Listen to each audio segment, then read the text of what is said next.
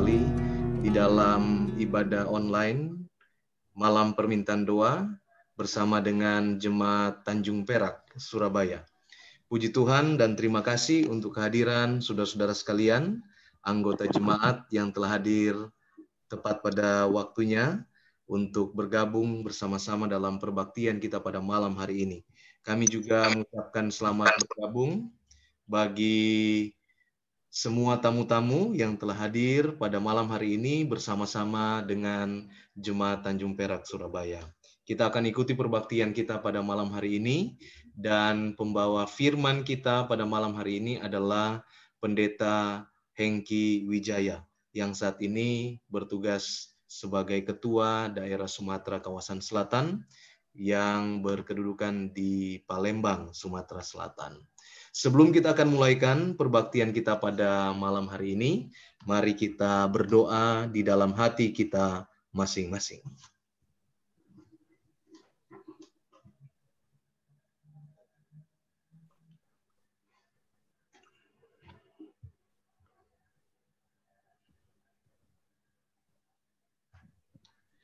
Untuk memulaikan acara kita pada malam hari ini, kita menyanyi dari lagu Sion nomor 93, lagu Sion nomor 93. Kami akan share screen dari tempat ini, saudara-saudara dapat menyanyi dari tempat saudara. Lagu Sion nomor 93.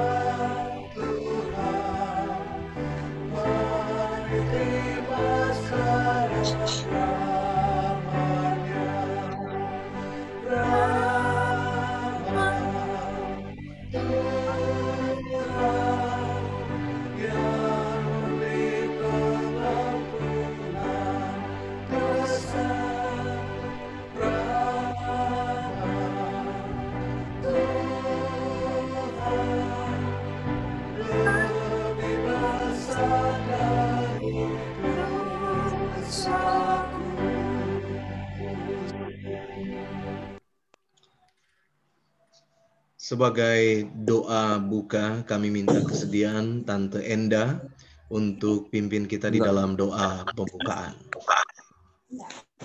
Aku bentar ya. Kami naikkan puji dan syukur kehadirat-Mu ya Tuhan. Engkau adalah Allah kami yang baik, Allah yang penuh kasih. Terima kasih Tuhan, kami saat ini bersyukur kepadamu Tuhan. Pemeliharaan Tuhan sudah menyertai masing-masing kita, sehingga kita boleh berkumpul kembali di tempat ini melalui Zoom ini dengan tidak kurang satu apa-apa. Ya Tuhan, saat ini kami akan memulai ibadah malam Rabu ini. Tuhan berkati ibadah kami ini dari awal hingga akhirnya. Biarlah kuasa Roh Kudus-Mu hadir dalam hati kita masing-masing. Dan biarlah Tuhan juga mau menyertai Pendeta Hengki Wijaya yang saat ini akan membagikan firman-Mu. Biarlah Roh Kudus Tuhan menyertainya, sehingga apa yang dikatakan itu boleh membawa berkat bagi kami dan kemuliaan bagi nama Tuhan. Berkati saudara-saudara kami yang lain yang saat ini belum bergabung dengan kami di sini. Biarlah Tuhan juga menyertai mereka, motivasi mereka, sehingga suatu waktu nanti kita juga boleh bersama-sama untuk kami boleh bergabung bersama berbakti memuji nama Tuhan. Terima kasih Bapak. Kami mau serahkan ibadah kami saat ini ke dalam tangan Tuhan. Biarlah Tuhan beserta kami. Di dalam nama Tuhan Yesus kami berdoa dan mengucap syukur. Amin. Terima kasih.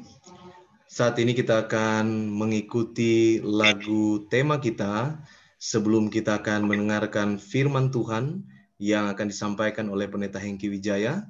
Lagu tema kita adalah Temukan Kita Setia. Kami akan share screen, saudara-saudara dapat mengikuti dari tempat saudara masing-masing.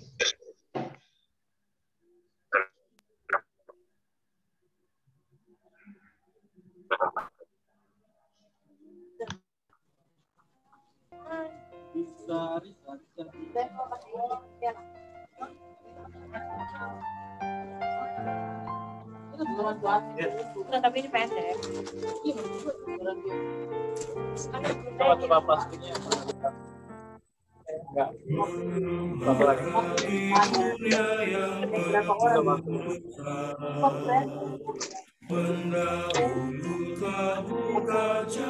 Bisa dirapikan bersorak dengan setia, menguatkan yang lemah, hidup mereka menyatakan besar rahmat Allah.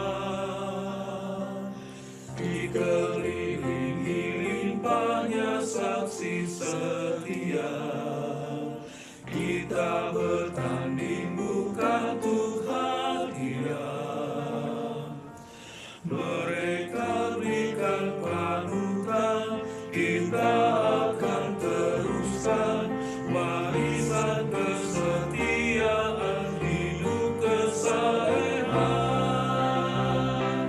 Oh biarlah mereka temukan kita setia, api pengabdian kita benderang.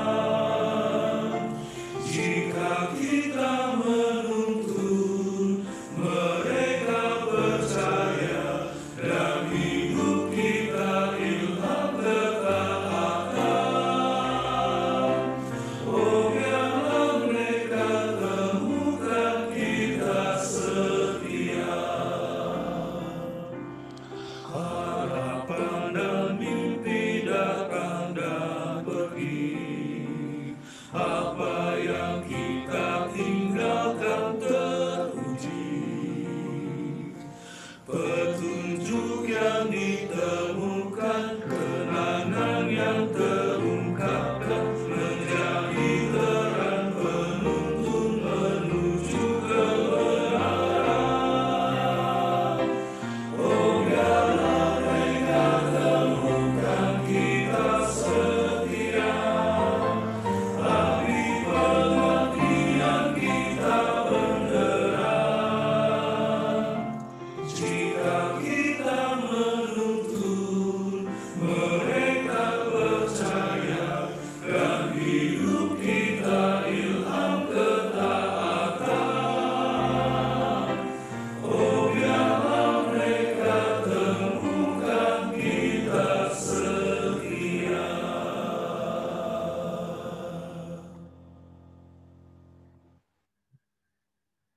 waktu dan kesempatan berikut ini kami serahkan kepada Pendeta Hengki Wijaya untuk menyampaikan renungan.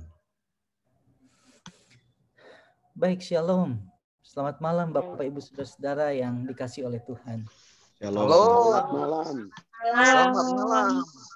Senang sekali saya melihat wajah-wajah yang familiar.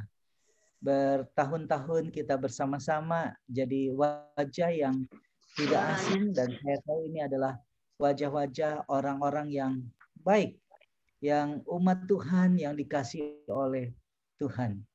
Terima kasih kepada Pendeta Del yang telah mengundang saya untuk berbicara di dalam kebaktian Rabu. Pada waktu saya mendapatkan telepon, saya tidak pikir panjang, langsung katakan ya. Itu sebabnya saya mengatur waktu. Harusnya malam ini saya sudah pergi ke Bengkulu. Kebetulan kami ada wilayah baru yang akan dibuka, itu sudah dekat dengan perbatasan Padang dengan Sumatera Barat. Tetapi bersyukur oleh karena malam hari ini boleh tetap di rumah, sebab kalau di sana tidak ada signal, agak susah signalnya, mungkin bisa saja terganggu. Saya sekali lagi senang, saya duduk bersama-sama dengan istri, kami hanya berdua. Ya, saudara juga tahu waktu di Surabaya memang kami hanya berdua, kedua anak kami ada di tempat lain, dan sekarang kedua anak kami satu di Jakarta, satu ada di Kalimantan Timur. Baik, kita tunduk kepala, kita berdoa. Tuhan Allah, Bapa dalam sorga, kami bersyukur oleh karena pada pertengahan minggu di dalam jam permintaan doa, hamba-Mu boleh bersama-sama dengan umat Tuhan di Tanjung Perak datang di dalam kebaktian permintaan doa melalui kebaktian online. Tuhan memberkati perbaktian malam hari ini. Urapi hamba-Mu yang menyampaikan firman Tuhan, berkati kami yang mendengar semuanya. Terima kasih Tuhan, terpujilah Engkau Allah yang baik. Ampunkan segala dosa kesalahan kami dalam nama Tuhan Yesus kami berdoa. Amin. Baik, saya akan share screen.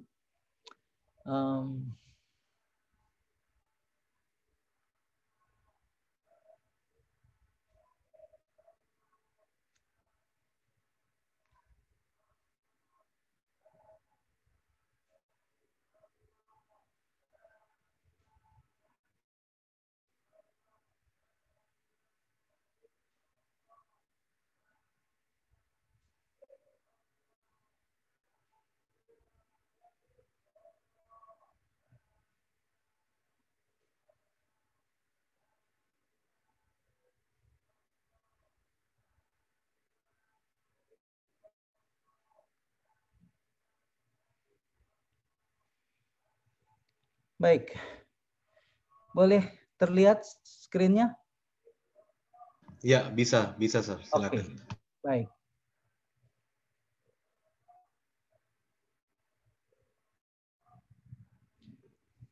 Baik, pada malam hari ini saya memilih sebuah judul, Facing the Future with Assurance. Menghadapi masa depan, menghadapi hari esok dengan jaminan. Kenapa saya memilih judul ini? Sebab sekarang kita hidup di dalam keadaan yang tidak pasti. Situasi bisa berubah setiap saat. Apakah situasi dunia berkaitan dengan pandemi COVID-19? Situasi politik bisa saja kemudian berubah, berkembang. Keamanan, bencana, dan berbagai macam hal lainnya, termasuk juga kehidupan perekonomian. Sesuatu yang tidak pernah kita bayangkan. Beberapa tahun yang lalu bagaimana seluruh dunia sekarang bisa diatur, harus pakai ini, harus buat ini, harus begitu, dan kita tidak punya jaminan yang pasti tentang hari esok. Karena kalau kita berbicara tentang situasi sekarang, ada banyak hal yang terjadi yang melibatkan semua orang, tidak terkecuali. Apakah itu pendeta, apakah itu anggota jemaat, apakah itu orang yang kaya, orang yang sedang, atau barangkali yang tidak punya uang. Apakah itu yang berpendidikan tinggi, ataupun juga yang berpendidikan sedang atau barangkali tidak ada pendidikan. Ini keluarga tentu kenal. Berapa dari antara kita tadi Ibu Pendeta katakan ketemu dengan anak kami Oliver yang di sebelah istri saya dokter gigi, sekarang ada di Kalimantan Timur dari Samarinda. Kalau tadi Pak Sulaiman Tejo anaknya ada di Samarinda, Oliver agak masuk ke dalam ke Kabupaten Mahakam Hulu. Sedangkan yang besar ini Miracle ada di Jakarta. Jadi kami hanya berdua di rumah. Nah, saudara-saudara yang kasih dalam Tuhan, kita lihat beberapa waktu yang lalu ada sebuah informasi yang menarik perhatian saya. Dikatakan presentasi kematian COVID-19 di RI lebih tinggi dari dunia. Pada waktu itu disampaikan, maka angkanya cukup besar, yaitu di Indonesia waktu itu 4,1%. Sedangkan angka kematian dunia, ini bukan jumlah orang yang meninggal tapi persentase, itu hanya 3,24%. Belum lagi kita dapati bahwa banyak orang yang terkena, terpapar, terkonfirmasi, kemudian meninggal, itu dari berbagai jenis kalangan. Saya katakan, kalau tahun 98, pada waktu kerusuhan terjadi, orang yang punya uang bisa memilih untuk hijrah ke luar negeri. Bisa memilih untuk pergi ke Amerika, pergi ke negara tetangga, atau ke Eropa, atau barangkali ke Australia. Tapi sekarang tidak ada yang bisa kita lakukan. Kita hanya diam di sini, dalam tanda kutip terima nasib. Mudah-mudahan kita tetap sehat, tidak terpapar corona. Oleh karena corona ini tidak kenal jenis golongan orang. Pendeta boleh dia sikat, anggota juga dia sikat, kemudian orang kaya, orang miskin, profesor, bahkan dokter-dokter sekalipun. Data yang saya dapatkan beberapa waktu yang lalu, ada 136, barangkali sekarang sudah lebih. Itu termasuk dokter umum, dokter gigi, perawat yang meninggal karena corona. Dan data hari ini, kita lihat sementara korban terus bertambah, maka yang terkonfirmasi sudah 400.000 lebih. Kita terus menanjak. Sudah artinya sudah mau 0,5 juta jumlah orang yang terkena. Memang kalau kita lihat jumlah yang meninggal baru 13. Tapi secara pribadi saya berbicara kepada anggota, kepada para pendeta, semua pengerja di daerah Sumatera kawasan selatan. Nah, daerah kami ini, daerah Sumatera kawasan selatan, ini jauh lebih luas dari Konferen Jawa kawasan timur. Daerah Sumatera kawasan selatan ini terdiri dari 5 provinsi. Itu adalah provinsi yang paling dekat ke Jakarta. Begitu nyebrang dari Jakarta, Lampung. Kemudian naik sedikit ada Sumatera Selatan. Lalu ke arah kiri, ke arah barat, itu ada Bengkulu. Lalu kemudian ada Jambi, ada Bangka Belitung, dan Sumatera Selatan. Jadi 5 provinsi yang sangat luas. Kalau naik mobil, ya saya akan berangkat ke Bengkulu besok pagi. Itu dari sini ke Bengkulu kita mengadakan perjalanan, kalau berangkat pagi itu sore baru tiba. Jadi dalam waktu sekitar 14 jam perjalanan. Jadi jarak tempuh yang jauh. Nah, saya katakan kepada anggota jemaat dan para pendeta, para pengerja, kita perlu berhati-hati, jangan terpancing dengan angka kematian yang baru 13.000. Lalu kita katakan, itu kan baru 13.000. Betul. Tetapi kalau yang kenanya kita, nggak peduli berapapun jumlahnya, itu akan menimbulkan kerugian yang besar. Atau pasangan hidup kita, atau keluarga kita. Oleh sebab itu saya katakan, kita perlu tetap menjaga kesehatan kita dengan baik. Saat yang sama ikuti protokol kesehatan. Jangan lupa, walaupun mungkin banyak orang yang merasa sekarang sudah aman. Di beberapa tempat saya pergi orang tanpa masker. Ini di meja kami ada masker. Kemudian kalau keluar kita pakai face shield. Kemudian bawa hand sanitizer. Ada hand sanitizer di depan saya ini. Yang intinya adalah memastikan bahwa kita tetap mengikuti protokol kesehatan, sebab dalam beberapa laporan yang saya dapati, banyak orang yang meninggal ini adalah orang-orang yang menganggap remeh akan corona, menganggap remeh COVID-19, anggap itu sesuatu tidak benar, itu hanya rekayasa dokter-dokter saja supaya boleh dapatkan uang. Atau barangkali itu di tempat lain, di tempat kami ini aman, ini kami masih di zona hijau.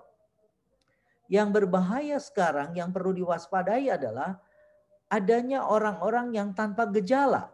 Itu sebabnya kita kenal ini beberapa istilah, ada ODP, ada OTG, ada rapid test, yang tadinya kita tidak kenal, ada swab.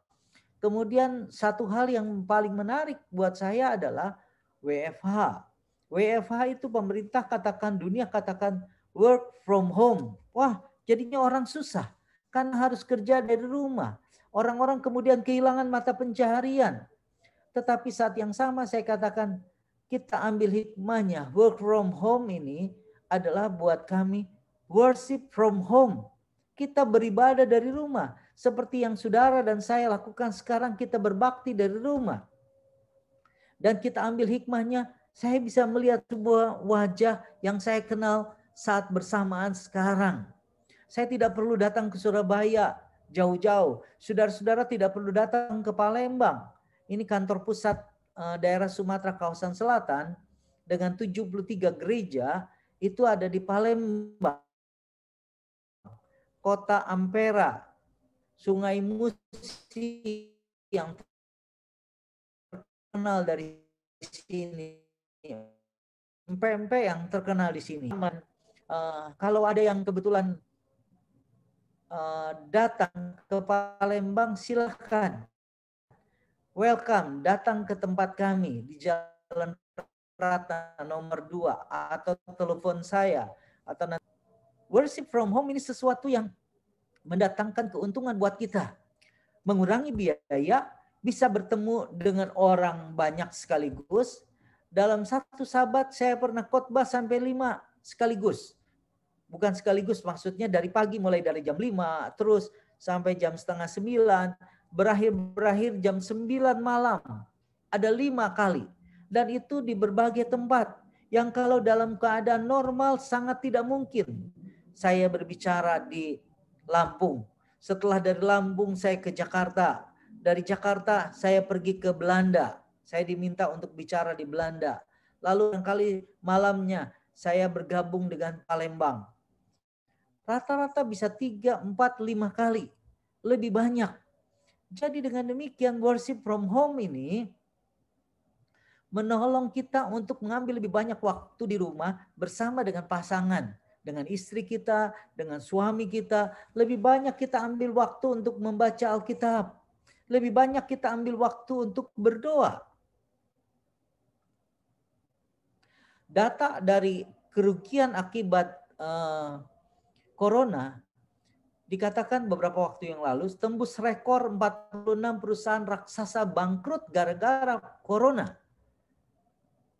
Bagi kita yang sudah pernah pergi ke Amerika, kita kenal Supplantation, Pizza Hut Amerika, California Pizza, California Pizza Kitchen, kemudian JCPenney. Ini adalah beberapa perusahaan besar yang kemudian sudah gulung tikar. Kalau kita pergi ke Jakarta, kita dapati ada beberapa toko-toko makanan, gerai makan yang tadinya laku, ramai, banyak pengunjungnya. Sekarang bukan hanya tidak ada pengunjung datang, malahan sudah ditulis di depannya dijual. Saudara-saudaraku, jelas kita hidup dalam keadaan yang sulit. Bagaimana kita menghadapi hari esok dengan ketakutan, tidak tahu apa yang terjadi hari esok. Kalau kita berdekatan dengan orang tanpa gejala, kita bisa saja kena.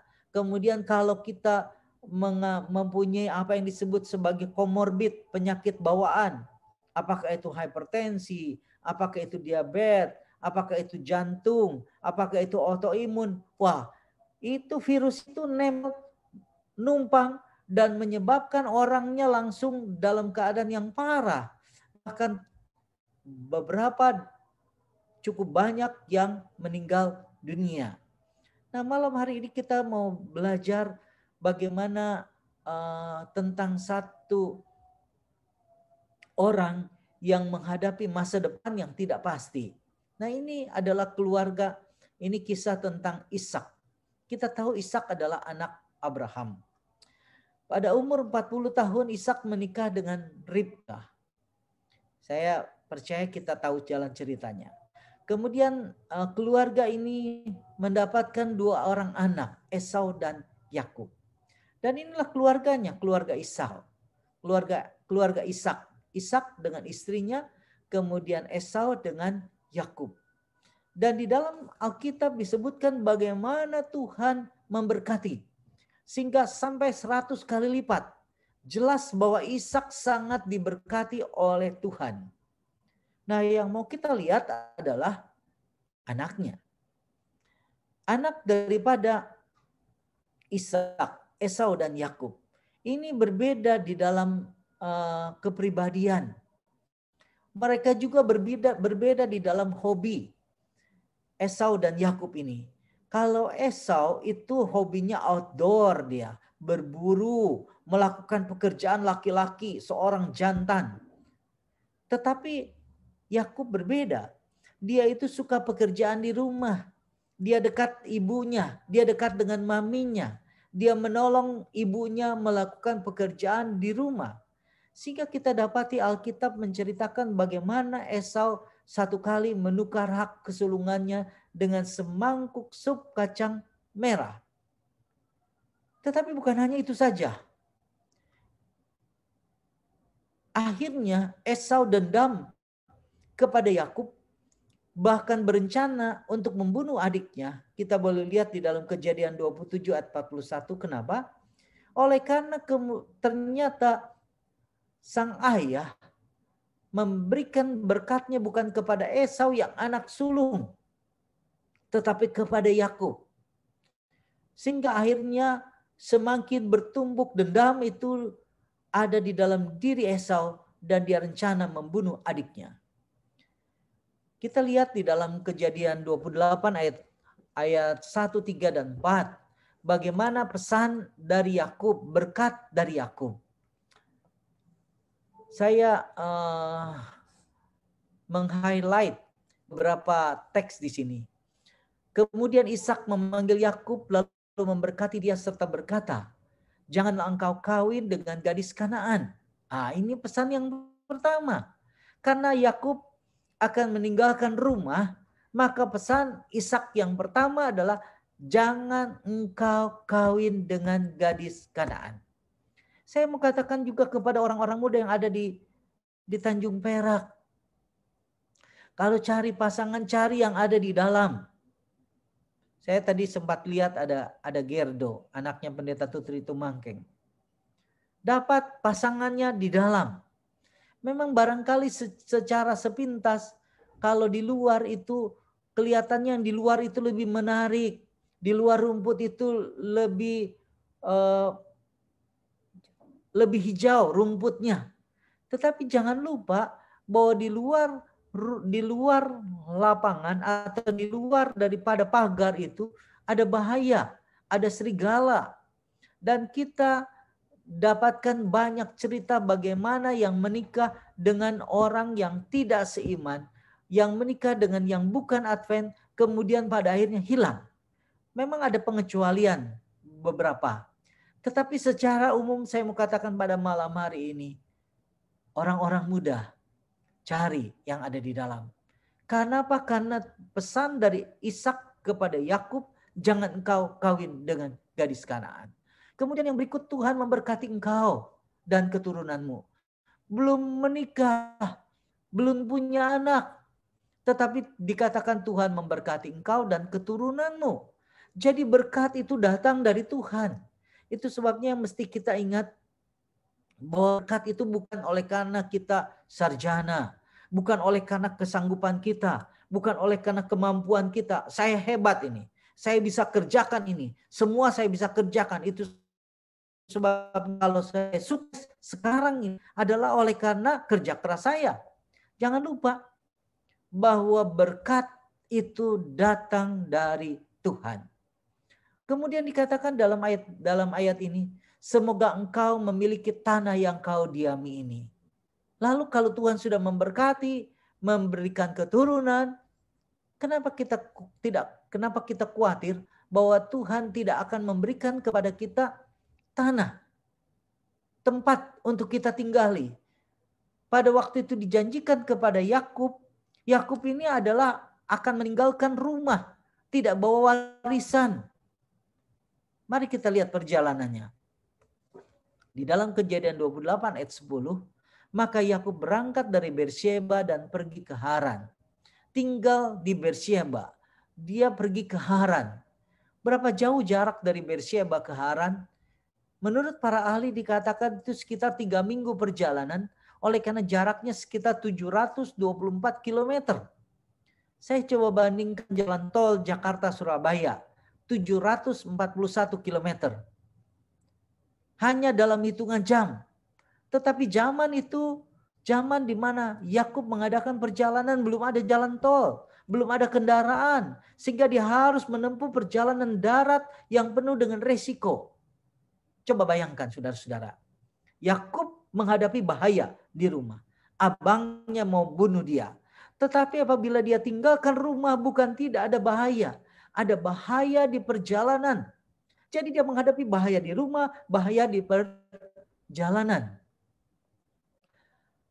Pena Roh Nubuat menyebutkan di dalam buku Sejarah Para Nabi halaman 211. Dengan membawa hanya sebatang tongkat di tangannya. Dia tidak bawa modal yang banyak, dia tidak bawa senter, tidak diberikan keterangan. Ia harus menempuh perjalanan yang jaraknya ratusan mil, melewati satu negeri yang diduduki oleh suku bangsa yang kejam dan buas. Pada malam hari yang kedua, ia telah berada jauh sekali dari kemah bapaknya. Ia merasa bahwa dirinya adalah seorang yang terbuang. Dan ia tahu bahwa segala kesulitannya itu telah menimpa dirinya sebagai akibat tindakannya yang salah. Saudara-saudara, Yakub menyadari bahwa kalau dia menghadapi situasi sekarang, masa depannya tidak pasti, gelap, tidak tahu apa yang ada di hadapannya, kemana dia berjalan dia tidak tahu. Itu semua adalah akibat kesalahannya. Tetapi betapa sering kita mendengar ada orang-orang umat-umat Tuhan yang mengatakan, Tuhan, kenapa saya sakit? Tuhan, kenapa ini? Kenapa itu? Mari kita coba lihat ke dalam diri kita sendiri. Apakah saya sakit oleh karena gaya hidup saya yang salah? Apakah saya sakit oleh karena pola hidup yang salah? Apakah kemudian ini sesuatu yang terjadi adalah oleh karena ada sebabnya? Ada akibat, ada hukum sebab akibat di dunia ini. Yakub jelas menyadari bahwa itu akibat tindakan yang salah. Kegelapan dari rasa putus asa menyelubungi jiwanya dan ia tidak berani berdoa. Tetapi ia benar-benar merasa kesunyian sehingga ia menyadari perlunya perlindungan Allah seperti yang belum pernah dirasakan sebelumnya. Dengan tangisan dan kerendahan hati, ia mengakui dosa-dosanya dan meminta bukti bahwa ia belum ditinggalkan sama sekali. Ini yang dibutuhkan di dalam keadaan yang tidak pasti. Dia mau memastikan bahwa Tuhan tetap berada bersama dengan dia. Saudara-saudara, di dalam keadaan seperti sekarang ini, di tengah-tengah pandemi COVID-19, kita tidak tahu akan masa depan ekonomi kita. Kita tidak tahu akan keadaan kesehatan kita. Tapi satu hal yang perlu kita pastikan adalah pastikan bahwa Tuhan bersama dengan kita. Tuhan ada bersama dengan kita. Inilah bukti yang diminta oleh Yakub bahwa dia belum ditinggalkan oleh Allah. Di dalam Kejadian 28 ayat 11, ia sampai di satu tempat dan bermalam di situ karena matahari telah terbenam. Ia mengambil sebuah batu yang terletak di tempat itu dan dipakainya sebagai alas kepala, lalu membaringkan dirinya di tempat itu. Ayat 12, maka bermimpilah ia.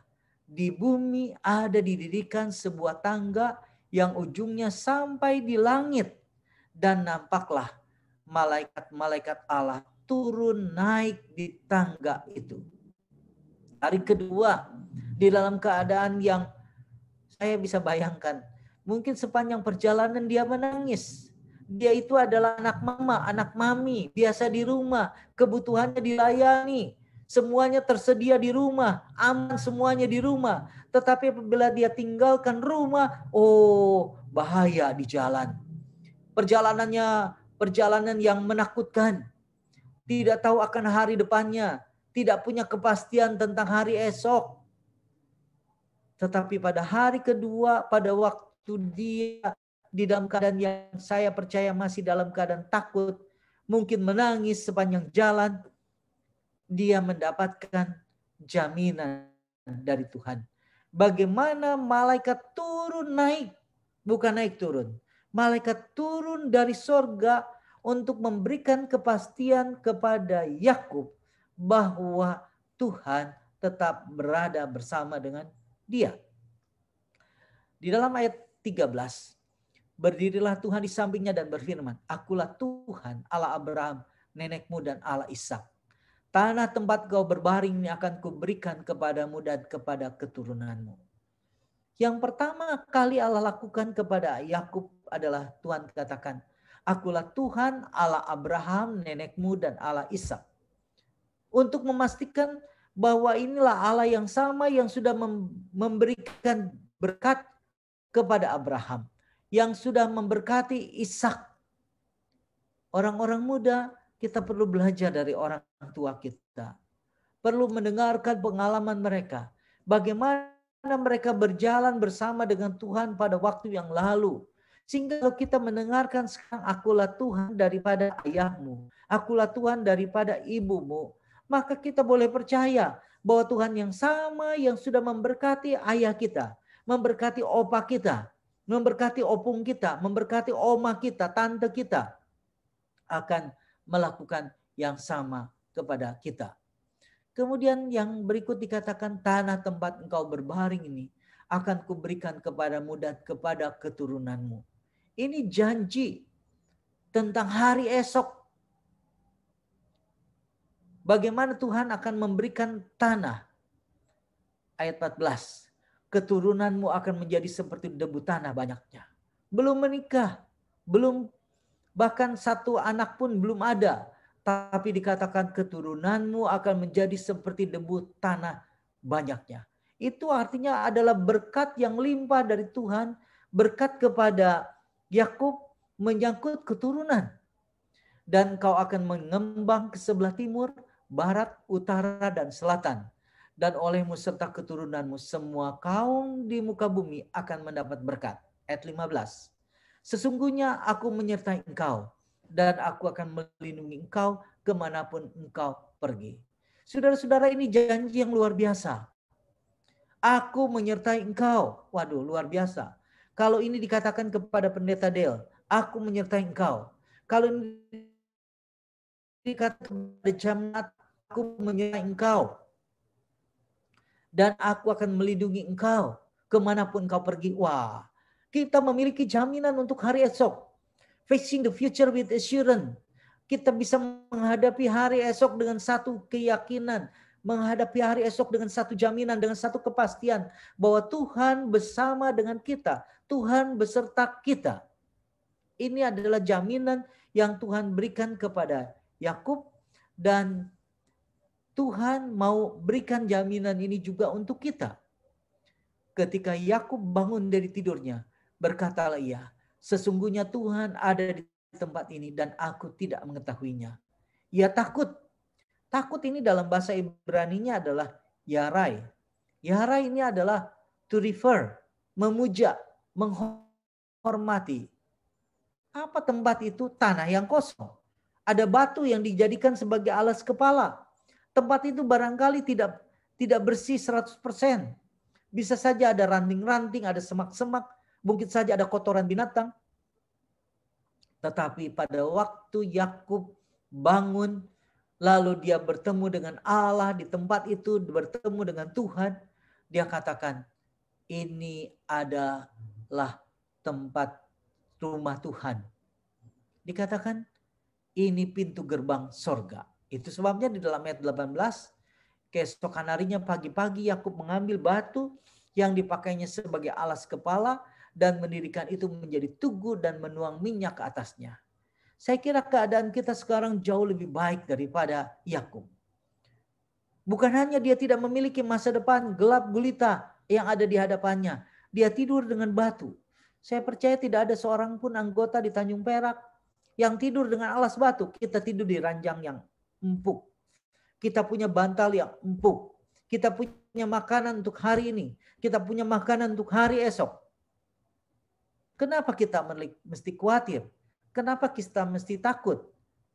Jaminan Tuhan ada. Oleh karena itu apabila Yakub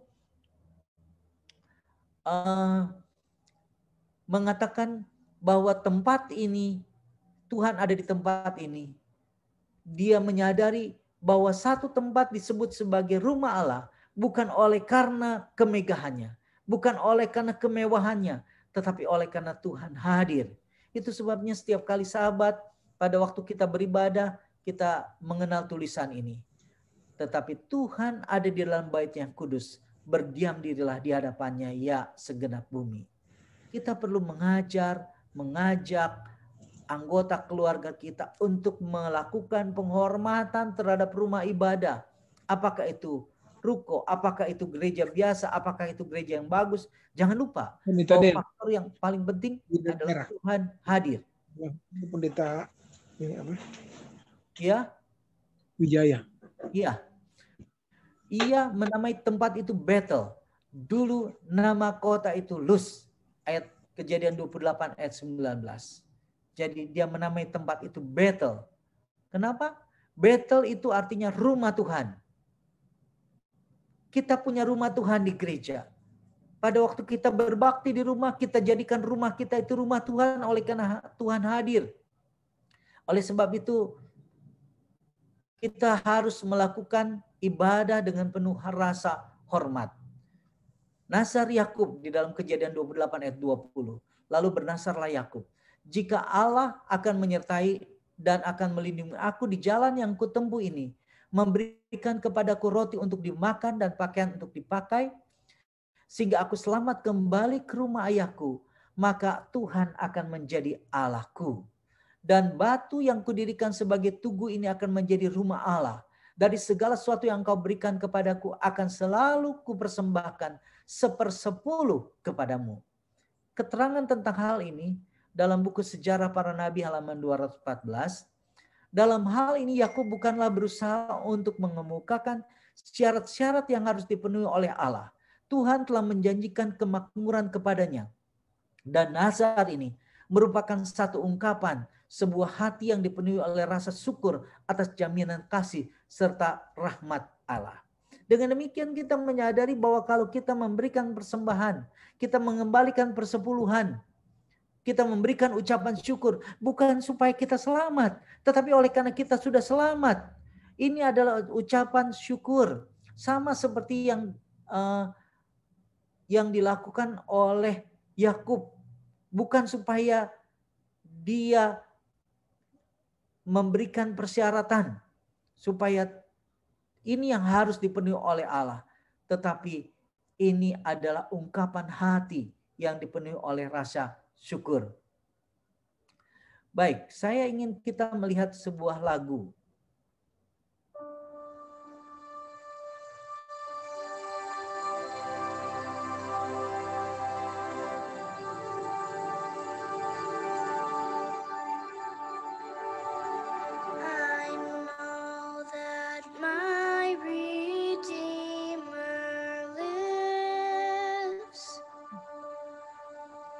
What comfort this sweet scent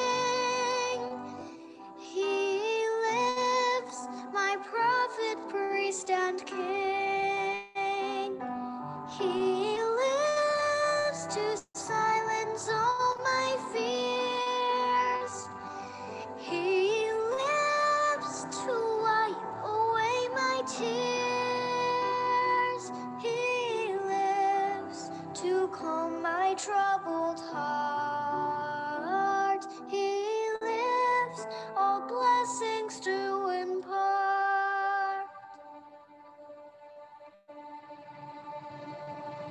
He gives all glory to his name. He lives, my Savior, still the same. Sweet the joy the sentence gives. I know that my Redeemer lives. He lives, all glory to his name. He lives, my Savior, still the same. Oh, sweet the joy the sentence gives. I know, I know, I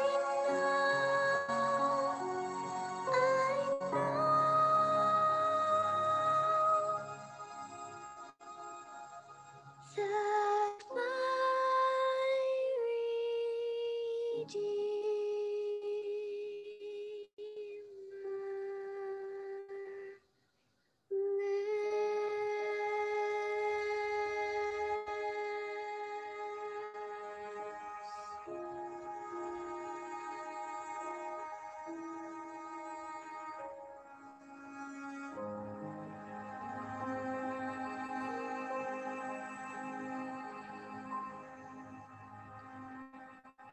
Saudaraku yang kekasih, Claire yang menyanyikan lagu pujian ini, lagu tadi itu, I know my Redeemer lives. Aku tahu penebusku hidup. Kalau kita meyakini bahwa penebus kita hidup, Tuhan Yesus kita hidup, Dia yang memegang hari esok, kita tidak perlu khawatir akan hari esok karena kita berjalan bersama dengan Dia. Di dalam ini kutipan terakhir, Life Sketches 196.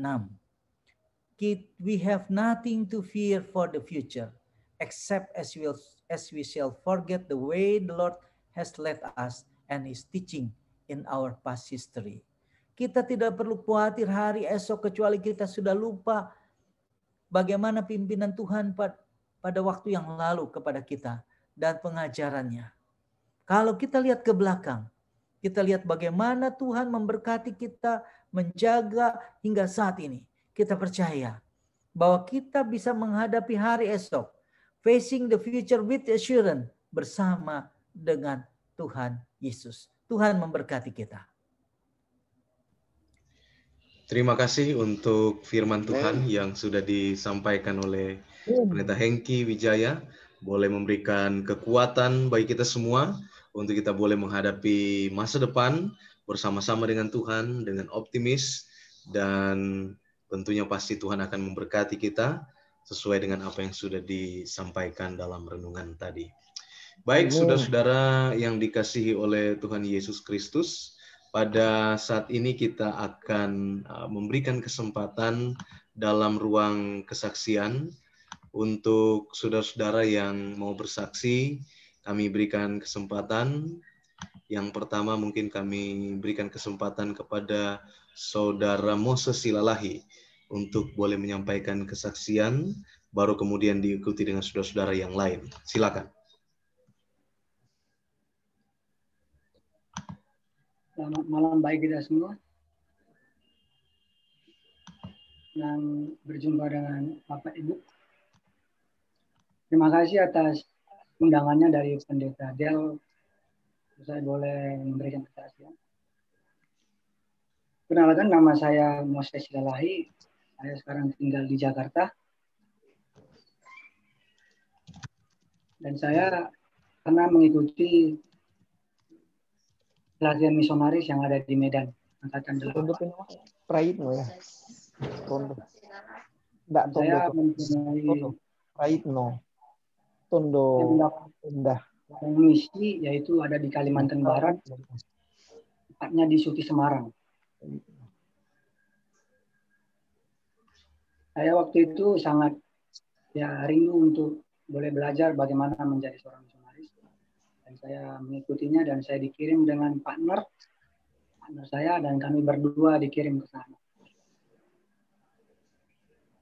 Di tempat kami ini, menurut cerita dari warga di situ, dulu kampung ini, kampung Suti Semarang ini adalah kampung hampir 99% adalah orang Advent. Namun ketika kami datang, kampung itu sudah orang Adventnya bisa dibilang ya tinggal 10% dari 99. Dengan berjalan seiringnya waktu mulai berubah. Dan kami mendapat tugas untuk boleh membantu pendeta setempat karena rumahnya agak jauh dari situ. Suatu kali kami dengan partner kami berkunjung ke sebuah rumah. Kami berkunjung dan di rumah itu ada seorang ibu yang sedang sakit. Dia sakit tumor. Dan waktu itu kami datang, kami melihat keadaan ibu itu cukup parah. Dia tidak bisa berjalan dan dia hanya bisa tertidur saja. Ibu ini sudah berumah tangga dan mempunyai anak. Dan waktu ibu ini sedang sakit, dia sakit tumor di belakang, di dekat punggungnya besar. Pada saat itu suaminya pergi meninggalkan dia. Ibu ini adalah seorang Advent. Dan suaminya pergi, ibu ini sakit fisik dan dia juga mengalami sakit mental di mana suaminya pergi. Jadi anak-anaknya lah yang mengurus dia begitu.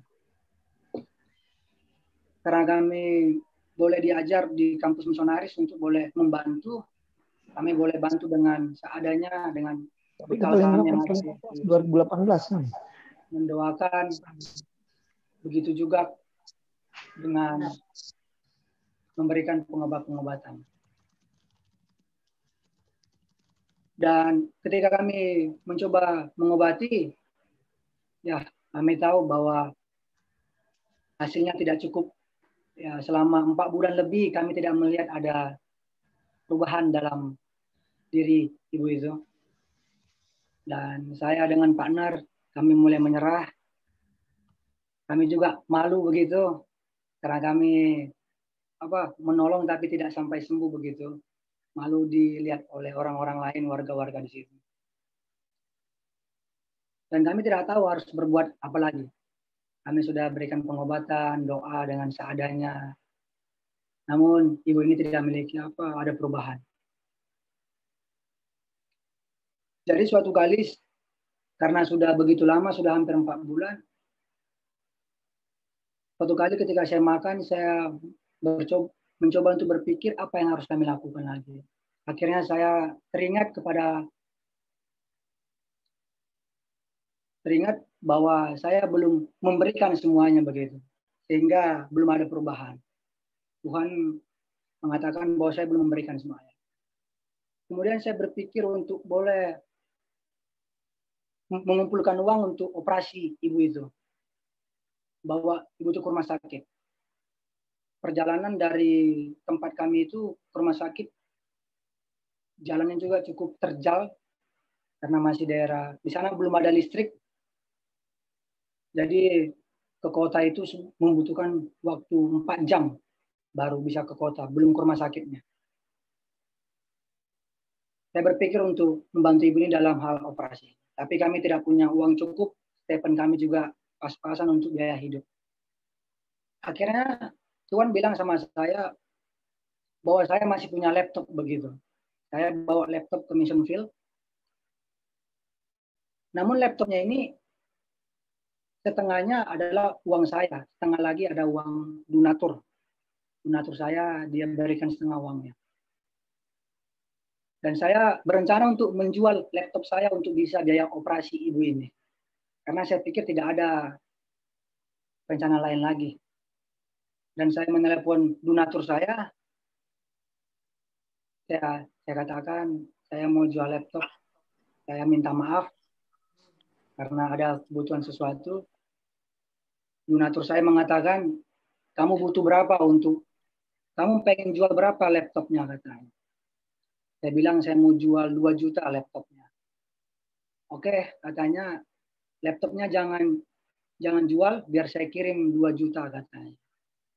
Akhirnya donatur saya dia kirim 2 juta. Namun tidak cukup untuk biaya pengobatan, masih kurang. Dan saya juga bingung dari mana sisanya begitu.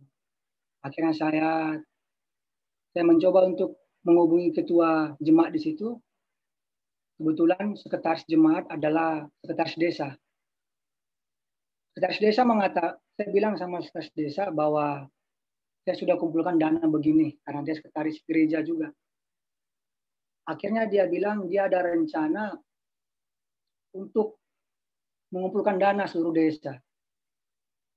Sebenarnya katanya sudah pernah dananya dikumpulkan. 2 kali dana dikumpulkan dari desa ini untuk membantu ibu ini. Namun ibu ini uangnya hilang begitu. Tidak tahu di mana uangnya. Uangnya diserahkan sama ibu ini, tapi uangnya hilang. Namun karena kamu telah berusaha sejauh ini, saya akan coba buat surat dan akan kumpulkan lagi uang seluruh desa ini katanya. Akhirnya surat dibuat, akhirnya terkumpullah dari desa itu sekitar 1 juta lebih.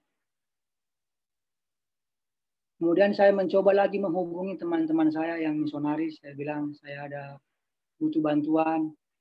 Akhirnya saya cerita, mereka mengirim dana juga dan terkumpul juga sekitar 500 lebih.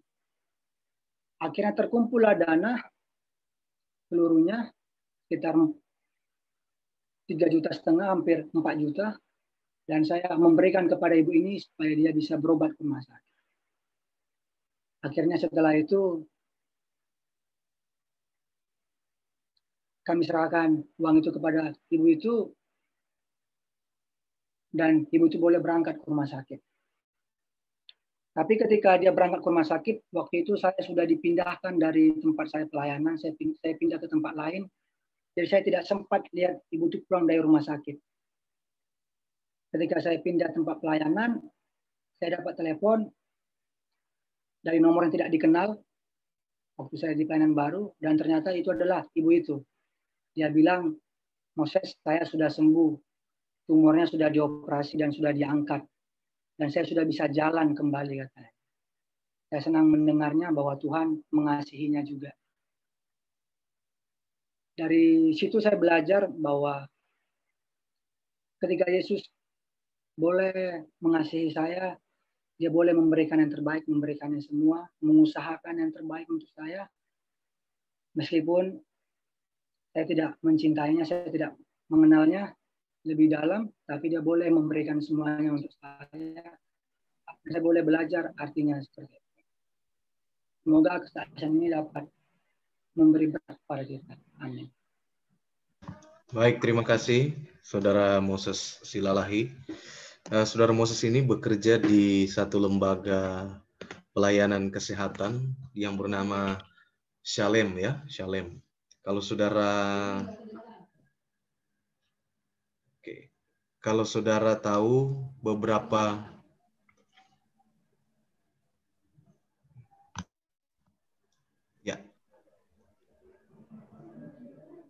kalau saudara tahu beberapa waktu terakhir ini ada video dari Saudara Ahok bagaimana dia bersaksi sehubungan dengan pola hidup sehat, maka Saudara Moses ini adalah seorang yang bekerja di lembaga itu ya, di Shalem ya, Lifestyle Center. Ya.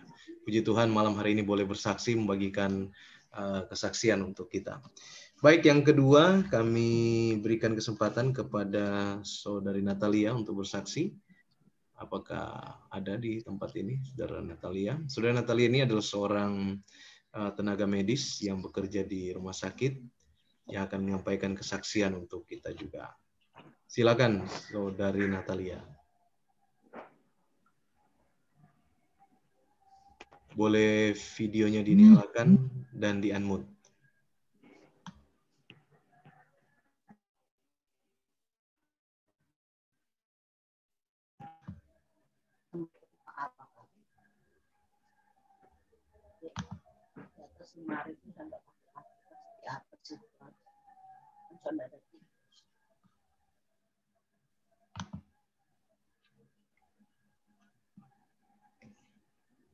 Kalau masih persiapan Pak Pendeta, saya bersaksi dulu Pak Pendeta.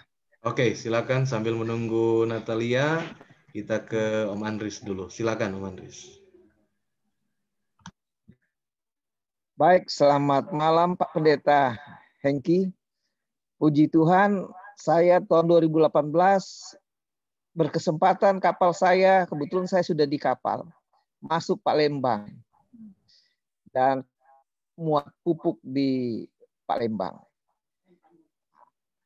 Terus ada ponakan saya di sana, Tondo sama Indah, Tondo Praitno kalau nggak salah ya, Indah. Ya, saya dijemput, dia bilang di gereja ada penamatan, Pak Hengki Wijaya yang bicara.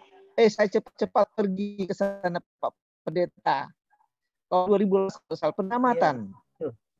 Pas saya pergi ke sana, oh Pak Hengki sudah berangkat, ada pelayanan luar kota. Saya ketemu sama keluarga Morong, dan kebetulan kawan lama saya di sana, Boy Makadada, itu kawan lama saya. Dia nakoda kapal juga. Jadi saya ke sana tidak sempat ketemu Pak Hengki. Mudah-mudahan dan kesempatan kapal saya masuk lagi Palembang, bisa bertemu dengan Pak Hengki. Oke, terima kasih Pak Hengki. Selamat malam dan terima kasih atas firman-Nya. Iya, oke. Sip. Baik, terima kasih Om Andris. Kita kembali ke Natalia. Natalia, silakan untuk kesaksiannya malam ini. Boleh dinyalakan? Oke. Ya.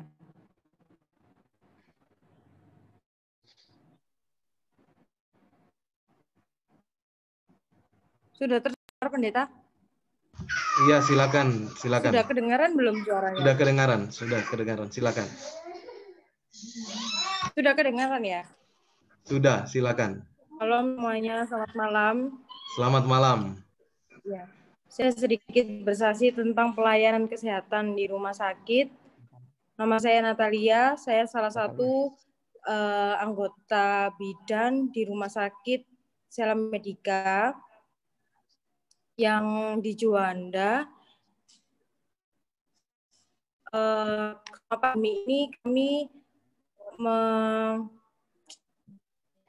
mematuhi protokol sekali ya. Bekerja itu memakai APD tentunya, masker, APD lengkap, dan itu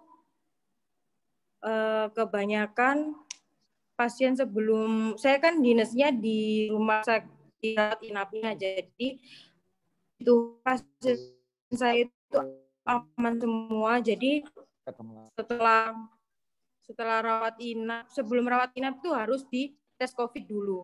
Baru kalau hasilnya reaktif, baru rawat inap di Rumah Sakit Selam Medika. Jadi puji Tuhan rumah sakit saya itu aman. Itu Pendeta. Salah satunya ya harus mematuhi protokol, cuci tangan, memakai masker, dan tentunya social distancing-nya.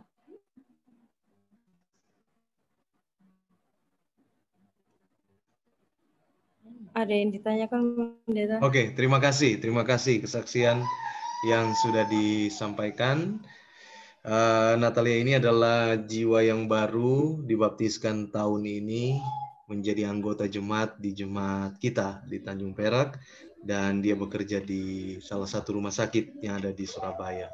Terima kasih. Mungkin masih ada yang lain, kami berikan kesempatan.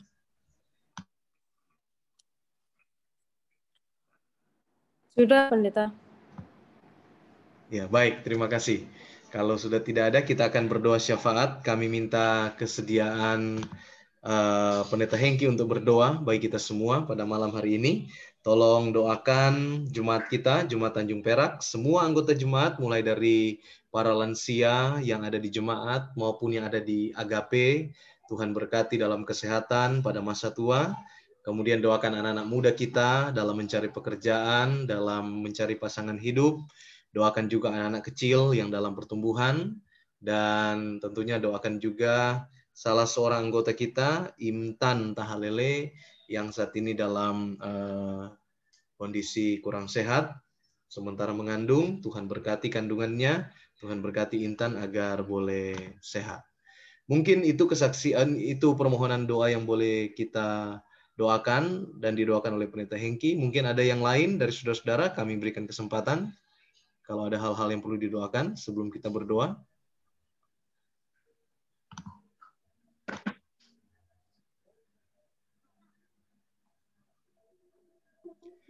Baik, kalau tidak ada, mari kita bersatu dalam doa. Kami minta kesediaan Pendeta Hengki untuk memimpin kita di dalam doa syafaat malam ini.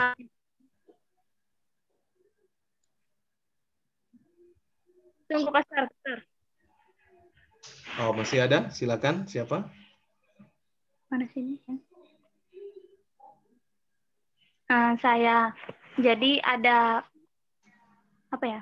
Bapaknya, abangnya bapak itu lagi sekarang dan memang akan udah Pak Tuhan. Oke, terima kasih Rosita. Kita doakan abangnya Bapak dari Rosita yang juga dalam kondisi sakit. Baik, silakan Pendeta Hengki untuk pimpin kita di dalam doa. Berarti Bapak Beni Purba ya? Iya, betul. Iya. Oke. Iya, Bapak Beni. Baik, kita bersatu di dalam doa. Ya Tuhan Allah kami, Bapa yang penuh kasih yang bertahta di dalam kerajaan sorga. Kasih penjagaan pemeliharaan Tuhan baku untuk kami semua sepanjang pertengahan minggu. Hingga pada pertengahan minggu ini, kami umat-umat Tuhan di Tanjung Perak boleh datang berbakti walaupun hanya melalui aplikasi online. Biarlah Tuhan boleh memberkati perbaktian kami malam hari ini. Lagu pujian, firman Tuhan yang kami dengar, doa yang dilayangkan, kiranya semuanya boleh naik menjadi bau-bauan yang harum di hadapan Tuhan dan menjadi berkat bagi kami sekalian. Mau berdoa ya Tuhan, kiranya Tuhan memberkati jemaat Tanjung Perak. Mulai dari Gembala Jemaat Pendeta Del bersama dengan keluarga, ketua-ketua, anggota, diberkati mereka semua. Dalam rumah tangga diberikan sukacita kebahagiaan. Dalam pekerjaan diberikan berkat serta rezeki. Semua orang tua Tuhan jaga lindungi dalam masa tua supaya boleh lewati hari tua dengan baik. Semua anak-anak berkati dalam pertumbuhan agar bertumbuh dengan baik dalam jasmani, pikiran, dan rohani. Terutama ya Tuhan di tengah-tengah pandemi COVID-19. Kami menghadapi ketidakpastian. Ada banyak hal yang bisa terjadi. Oleh karena itu kami mohon agar Tuhan tetap menjaga, melindungi, dan memberkati semua umat Tuhan di Tanjung Perak. Dijauhkan dari segala sakit mara bahaya, terutama dari pandemi COVID-19. Kami juga berdoa pada malam hari ini ya Tuhan, untuk para lansia yang ada di Agape. Tuhan memberkati kehadiran mereka di tempat itu, biarlah boleh dijaga, dipelihara dengan baik. Berkati keluarga mereka. Demikian juga kami ingin berdoa untuk orang-orang muda yang ada di Tanjung Perak. Dalam kerinduan untuk mendapatkan pasangan hidup, dalam mencari pekerjaan, Tuhan berkati. Yang sudah bekerja, Tuhan berikan ketekunan, kekuatan, kesanggupan untuk bekerja. Biarlah kehadiran orang-orang muda boleh menjadi berkat untuk pertumbuhan jemaat di Tanjung Perak. Kami berdoa juga untuk anak-anak kami. Tuhan berkati supaya semua anak di Tanjung Perak boleh dalam keadaan sehat dan baik. Kami juga berdoa untuk Intan Tahalele yang sedang hamil. Tuhan berkati dalam masa kehamilan.